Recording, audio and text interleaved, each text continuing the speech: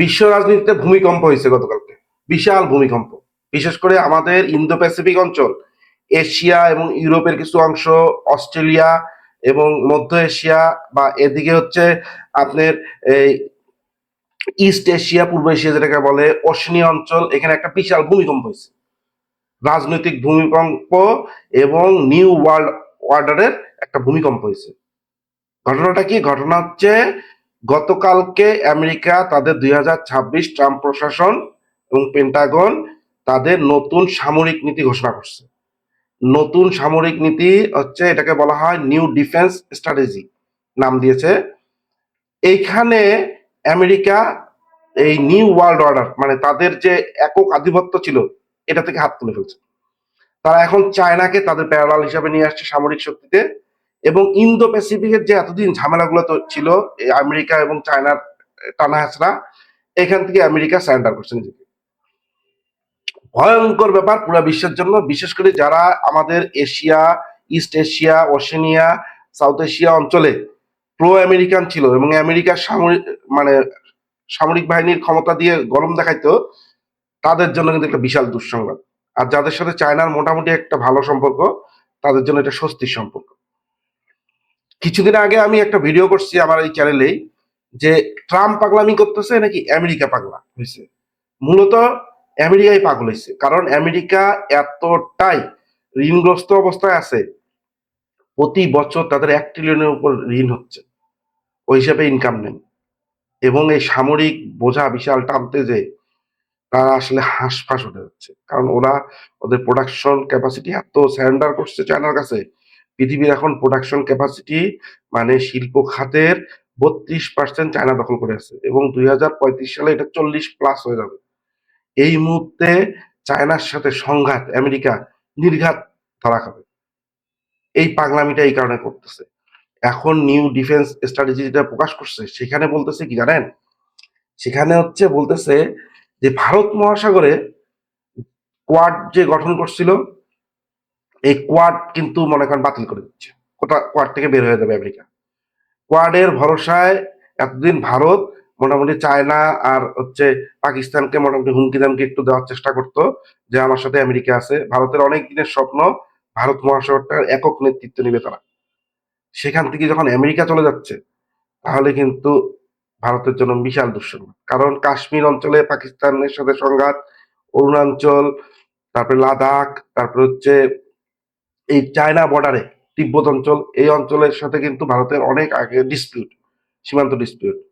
এগুলোতে ভারত এতদিন পর্যন্ত কনফিডেন্স পাইতো যে যদি বড় কোনো সংঘাত হয় চায়নার সাথে, তাহলে আমেরিকাকে পাশে পাবো। আমেরিকা কিন্তু ঘোষণা দিয়ে দিচ্ছে যে এগুলো দায়িত্ব নিতে পারবো না। হ্যাঁ, দায়িত্ব নিব যেই দেশ আমাদের 5%, তাদের জিডিপির 5% অস্ত্র আমেরিকা থেকে কিনবে, সেই সব দেশের সামরিক বিষয়ে আমেরিকা পাশে থাকবে। মানে আমি একটা উদাহরণ দিই, সেটা হচ্ছে যদি বাংলাদেশের জিডিপি $470 বিলিয়ন, তাহলে বাংলাদেশের 5% কত হলো? জিডিপির 5% ধরেন 5, 4, 5, 20, তাহলে অলমোস্ট $25 বিলিয়ন।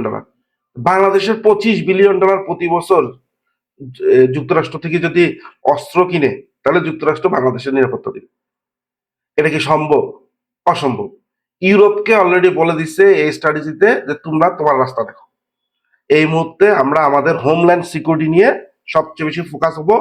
আমেরিকা এখন তার ল্যাটিন আমেরিকা সহ সেই অঞ্চলটাকে তাদের অংশ বলতেছে, এবং বলতেছে আমরা সম্পূর্ণ নিরাপত্তা ব্যবস্থা তৈরি করব, যে গোল্ডেন ডোম, পুরা আকাশ নিরাপত্তা ব্যবস্থা সম্পূর্ণ সাজাবে হচ্ছে তারা তাদের অঞ্চল নিয়ে।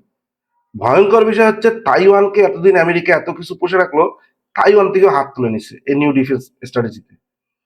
সাউথ কোরিয়াকে, জাপানকে বলে দিছে যে তোমাদের জিডিপির 5% অস্ত্র কেন, তাহলে পাশে আসি, আর নাহলে রাস্তা দেখো।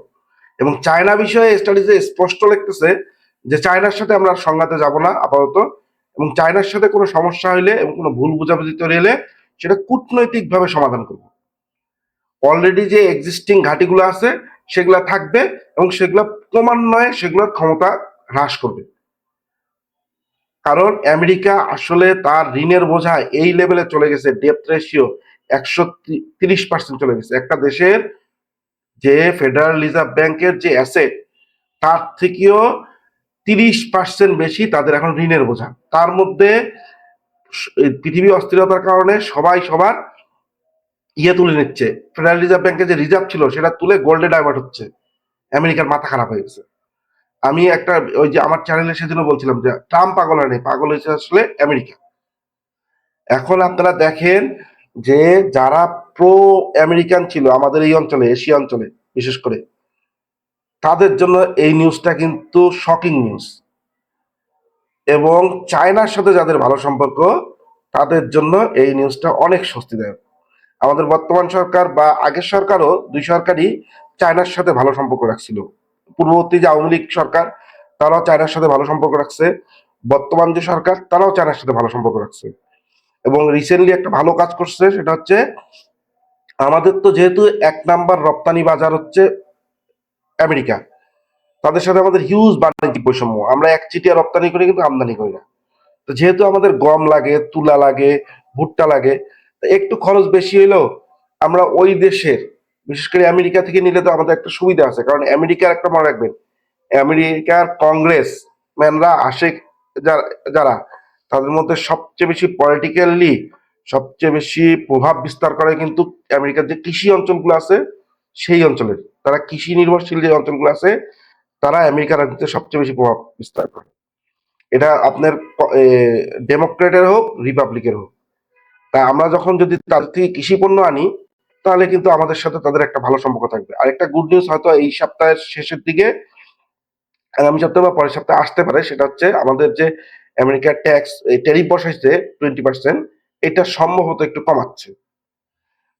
আর ইন্দো প্যাসিফিক অঞ্চলে যারা প্রো আমেরিকান ছিল, বিশেষ করে কোরিয়া, দক্ষিণ কোরিয়া, তারপরে জাপান, তাইওয়ান, আর এই যে ভারত, তাদের জন্য এটা ভূমিকম্প, বিশাল ভূমিকম্প।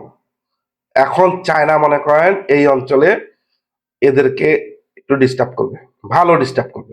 এবং আমেরিকা বলে দিছে যে এই অঞ্চলে সামরিক খাতে আমাকে যদি চাও, নিরাপত্তা চাও, তাহলে জিডিপির 5% দাও, যেটা অসম্ভব। কারণ আমাদের এই অঞ্চলে ইন্ডিয়া অলমোস্ট, ওরা বলতেছে 4 ট্রিলিয়নের কাছাকাছি চলে গেছে, আবার আইএমএফ বা ওয়ার্ল্ড ব্যাংক এটা স্বীকার করতেছে না, কারণ তাদের তথ্যের উপর এখন ওয়ার্ল্ডের সবচেয়ে মিথ্যা তথ্যের জন্য 1 নম্বরে হচ্ছে ভারত। তারা বলছে 2.5 থেকে 3 ট্রিলিয়ন। 3 ট্রিলিয়ন হইলেও তার 5% জিডিপি আমেরিকাকে প্রতি বছর দিয়ে দেওয়ার ক্ষমতা কি ভারতের আছে? ভারতের যে অর্থনীতি, 150 কোটি মানুষ, এবং বাংলাদেশের তুলনায় প্রায় 26-27 গুণ বড় তাদের এরিয়া, সেই হিসেবে জিডিপি কিন্তু এত আহামরি না। আপনি চিন্তা করেন, আমাদের $470 বিলিয়ন, সেটাকে যদি আপনি এরিয়া ভিত্তিক গুণ দেন 26 দিয়া, তাহলে সেটা চলে যাবে 8 ট্রিলিয়নে। আপনি যদি জনসংখ্যা 10 দিয়ে গুণ দেন তাহলে 4.7 ট্রিলিয়নে চলে যাবে জিডিপি। আমি কম্পারিজন করতেছি, এগুলো আসলে মানে বাস্তবসম্মত না, কিন্তু হাইপোথেটিক্যাল।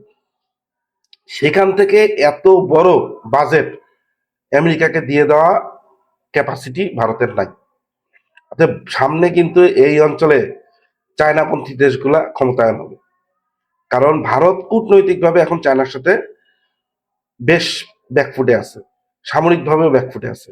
আর এদিকে আমেরিকা ঘোষণা করতেছে আমরা চায়নার সাথে নতুন কূটনৈতিক চ্যানেল করব, এই ইন্দো প্যাসিফিক অঞ্চলে সামরিক বিষয়ে কোনো ভুল বুঝাবুঝি না হলে আমরা সেই জন্য চায়নার সাথে রেগুলার যোগাযোগ আরো উন্নত করবো। মানে বুঝতেছেন, পুরা ওয়ার্ল্ডে একটা ভূমিকম্প তৈরি হচ্ছে।